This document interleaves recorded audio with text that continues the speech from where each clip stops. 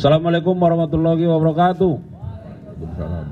Selamat malam, salam sejahtera untuk kita sekalian. Salam, Om Swastiastu, Namo Buddhaya, salam kebajikan, salam bahagia, salam sehat dan rahayu untuk kita semua. Pak Direktur Penyidikan pada Jampitsus yang saya hormati, beserta para Kasubdit dan jajaran di Jampitsus, Kasubdit dan jajaran Puspenkum yang saya hormati, beserta yang teristimewa buat rekan-rekan media yang hadir pada kesempatan yang baik ini atas undangan kami. Rekan-rekan media, tentu kita patut memanjatkan syukur kepada Sang Ilahi atas berbagai nikmat, khususnya nikmat sehat yang diberikan kepada kita sehingga malam hari ini kita bisa terus melakukan kegiatan, khususnya dalam press conference pada malam hari ini. Rekan-rekan media, bahwa kita akan mendengarkan bersama-sama rilis yang akan disampaikan oleh Direktur Penyidikan terkait dengan perkembangan penanganan perkara dugaan tindak pidana korupsi pada pemberian kredit dari Bank Jabar dan Bank DKI kepada PT Sritek. Ya. Sebelum Pak Direktur Penyidikan menyampaikan beberapa poin penting, ada hal-hal yang ingin kami sampaikan bahwa dalam perkara ini penyidik sudah melakukan pemanggilan dan pemeriksaan setidaknya terhadap 55 orang saksi dan 1 ahli. Dan hari ini penyidik sudah menjadwalkan dilakukan pemeriksaan terhadap setidaknya 9 orang. Dan bagaimana status terhadap saksi yang diperiksa dan dipanggil pada hari ini, tentu kita akan sama-sama mendengarkan keterangan yang akan disampaikan oleh Direktur Penyidikan. Kemudian dalam rangka bagaimana membuat terang tindak pidana ini, penyidik juga secara sungguh-sungguh sudah melakukan berbagai upaya-upaya seperti penggeledahan dan penyitaan, ya, yang dilakukan di beberapa tempat. Nah, tentu supaya lebih lengkap, mari kita sama-sama mendengarkan rilis atau keterangan yang akan disampaikan oleh Pak Direktur Penyidikan. Kepada Pak Dirjen kami persilakan.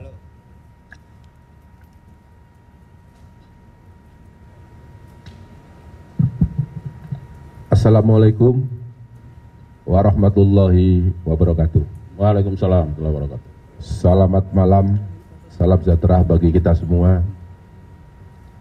Yang saya hormati Bapak Kapuspenkum beserta jajaran, para Kasubdit yang hadir, yang mengikuti kontes malam ini, para teman-teman, saudara-saudara jurnalistik yang hadir.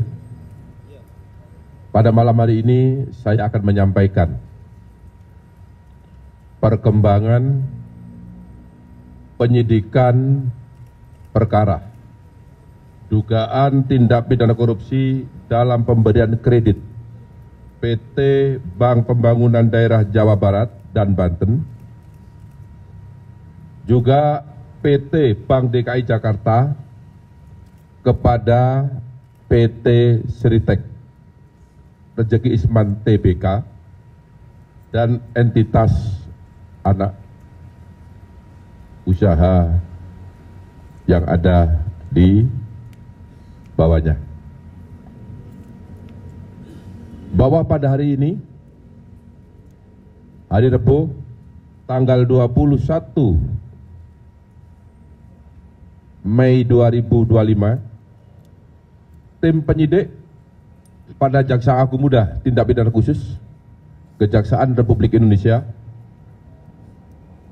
berdasarkan surat perintah penyidikan nomor 62-FD2-FD2-10/2024 tanggal 25 Oktober 2024 telah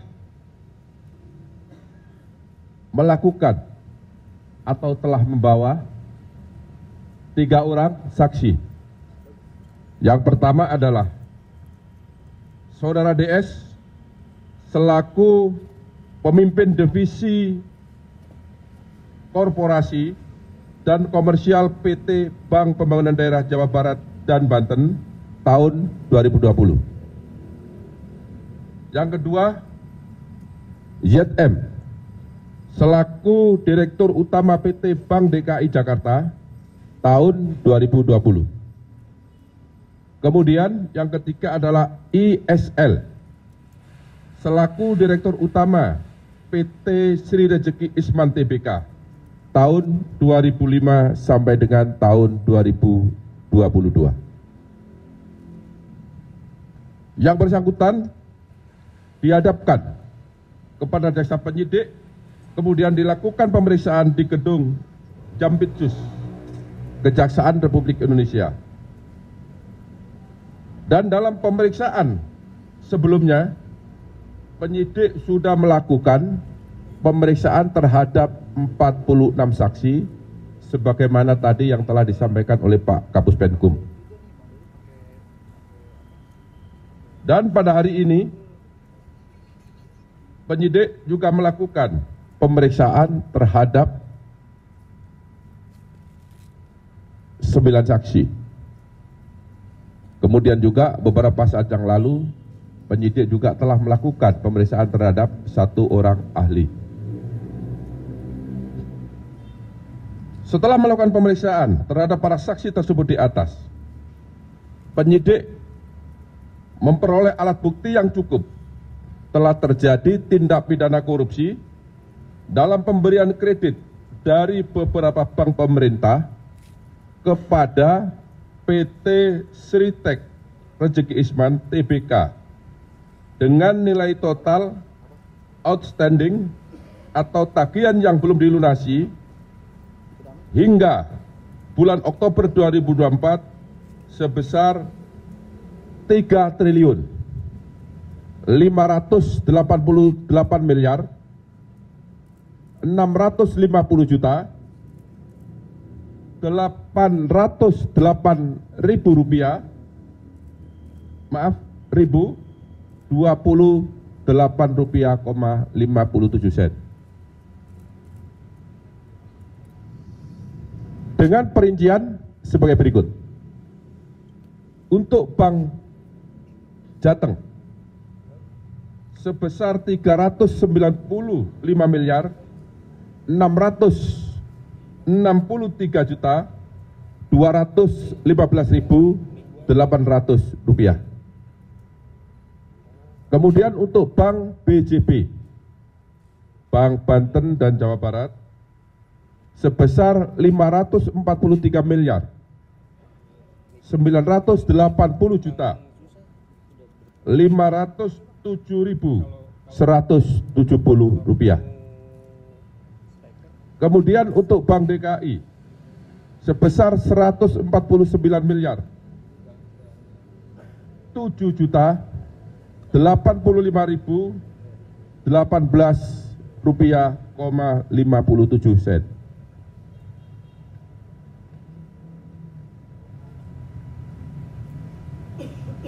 Kemudian yang keempat, yaitu Bank Sindikasi yang terdiri dari Bank BNI, Bank BRI, dan LPEI. Jumlah seluruhnya adalah 2 triliun 500 miliar rupiah. Selain pemberian kredit tersebut di atas, PT Sri Rejeki Isman Tbk juga mendapatkan pemberian kredit di bank swasta yang jumlahnya sebanyak 20 bank. Ini tidak saya sebut ya, karena banyak sekali, jumlahnya 20 bank. Adapun kasus posisi dapat kami jelaskan terhadap adanya pemberian kredit kepada PT Sri Rejeki Isman Tbk yang dilakukan secara melawan hukum dan mengakibatkan adanya kerugian keuangan negara, dapat disampaikan fakta-fakta sebagai berikut. bahwa PT Sri Rejeki Isman Tbk merupakan perseroan terbatas yang beroperasi dalam bidang industri tekstil dan produk tekstil dengan komposisi kepemilikan saham yaitu PT Huddlestone Indonesia sebesar 59,03% dan masyarakat karena sudah TBK sebesar 40,97%. Bahwa dalam laporan keuangan PT Sri Rejeki Isman Tbk telah melaporkan adanya kerugian dengan nilai mencapai 1 miliar 08 US dollar atau setara dengan 15,65 triliun rupiah pada tahun 2021. Padahal sebelumnya pada tahun 2020 PT Sri Rejeki Isman masih mencatat keuntungan sebesar 85,32 US dollar Amerika atau setara dengan 1,24 triliun. Jadi ini ada keganjilan dalam satu tahun mengalami keuntungan yang sangat signifikan, kemudian tahun berikutnya juga mengalami kerugian yang sangat signifikan. Inilah konsentrasi dari teman-teman penyidik. Kemudian PT Sri Rejeki Isman Tbk dan entitas anak perusahaannya memiliki kredit nilai total outstanding atau tagihan yang belum dilunasi hingga bulan Oktober tahun 2024 sebesar 3 triliun 588 miliar 650 juta 808.028 rupiah, 57 sen. Utang tersebut adalah kepada beberapa bank pemerintah, baik bank himbara, yaitu himpunan bank milik negara, maupun bank milik pemerintah daerah. Selain kredit tersebut di atas, PT Sri Rejeki Isman Tbk juga mendapatkan pemberian kredit dari 20 bank swasta, seperti tadi yang telah saya sampaikan. Kemudian, dalam pemberian kredit kepada PT Sri Rejeki Isman Tbk, JM selaku Direktur Utama PT Bank DKI dan DS selaku pimpinan divisi korporasi dan komisaris komersial PT Bank Pembangunan Daerah Jawa Barat dan Banten telah memberikan kredit secara melawan hukum karena tidak melakukan analisa yang memadai dan mentaati prosedur serta persyaratan yang telah ditetapkan, yaitu salah satunya adalah tidak terpenuhinya syarat kredit modal kerja karena hasil penilaian dari lembaga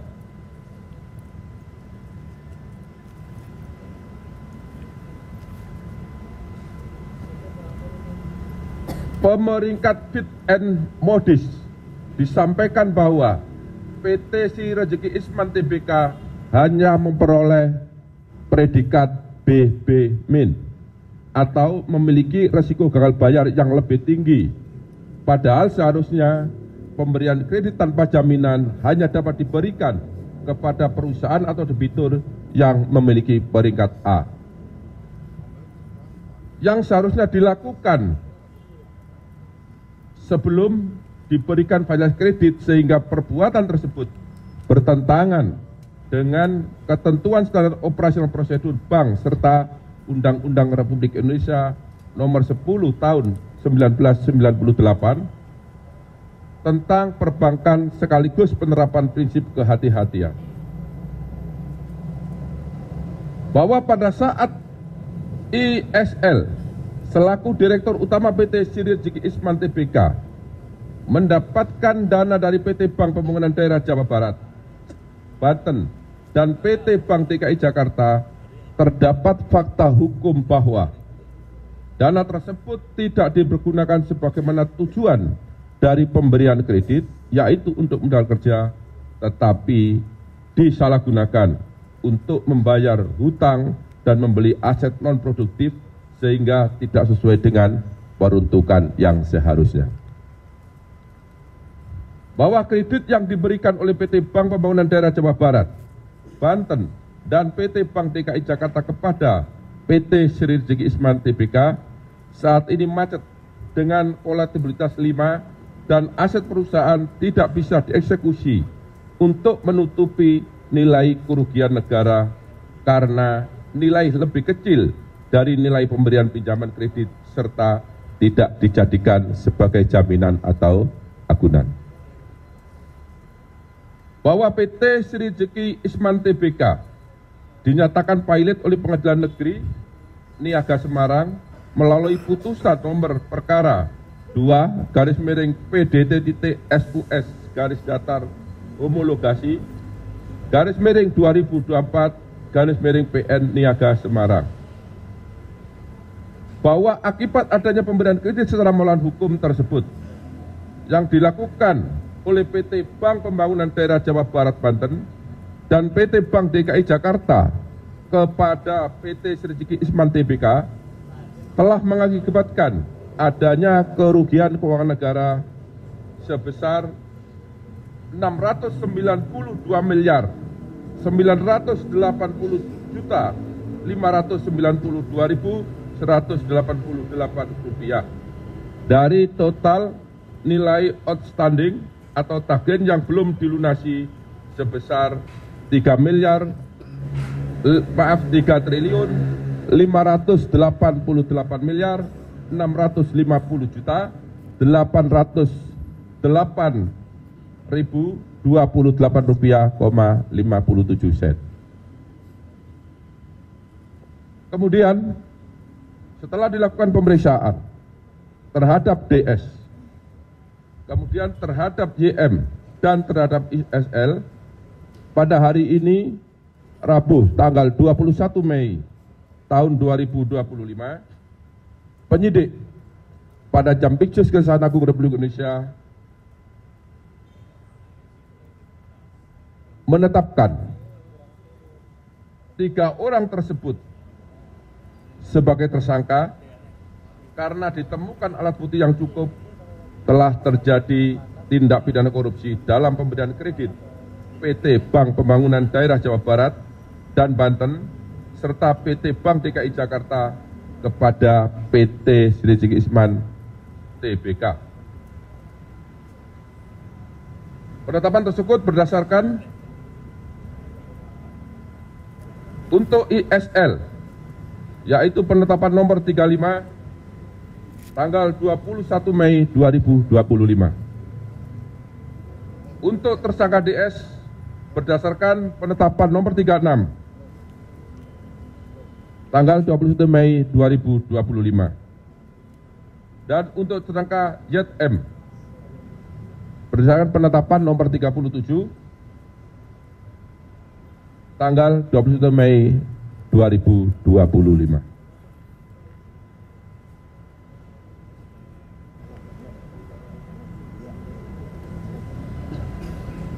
Terhadap tersangka DS, tersangka YM, dan tersangka ISL disangka telah melanggar pasal 2 ayat 1 atau pasal 3 junto pasal 18 Undang-Undang Nomor 31 Tahun 1999 tentang pemberantasan tindak pidana korupsi sebagaimana telah diubah dengan Undang-Undang Nomor 20 Tahun 2001 junto pasal 55 ayat 1 ke 1 Kitab Undang-Undang Hukum Pidana. Terhadap 3 tersangka mulai malam ini dilakukan penahanan untuk 20 hari ke depan. Untuk tersangka ISL dilakukan penahanan berdasarkan surat perintah nomor 32 tanggal 21 Mei 2025. Untuk tersangka DS berdasarkan surat perintah penahanan nomor 33 tanggal 21 Mei 2025, dan untuk tersangka ZM berdasarkan surat perintah penahanan nomor 34 tanggal 21 Mei tahun 2025. Yang bersangkutan ditahan di Rutan Salim Baca Kejaksaan Agung dan sebentar lagi akan dilakukan atau dibawa ke tahanan. Demikian yang dapat saya sampaikan. Apabila ada kata-kata yang kurang jelas, kata-kata yang kurang dimengerti, saya mohon maaf. Dan saya akhiri, wabillahi taufiq wal hidayah. Wassalamualaikum warahmatullahi wabarakatuh. Waalaikumsalam warahmatullahi wabarakatuh.